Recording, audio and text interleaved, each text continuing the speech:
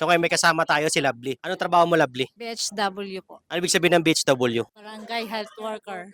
Anong ibang ibig sabihin ng BHW? Bayani hanggang wakas. Mahilig ka bang manood ng TikTok o Facebook o kahit ano? Ah, hindi. Yung anak ko lang. Anong sa tingin mong latest viral issue na alam mo ngayon? Yung tungkol po dun sa mga baboy. Sa mga baboy. Anong sakit 'yon? ASF. Ano ibig sabihin ng ASF? Bigyan kita ng clue. American. Swain. Flu? So in short, American? American Swain Fever. American swine flu.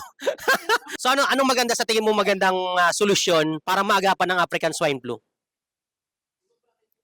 Kailangan po, Maraming salamat po, Lovely. Hindi, joke lang. kailangan po yung mga nag-aalaga po ng baboy, na panatilihin po niyang malinis yung kanilang mga paligid para po naman yung kanilang alaga ay hindi magkasakit.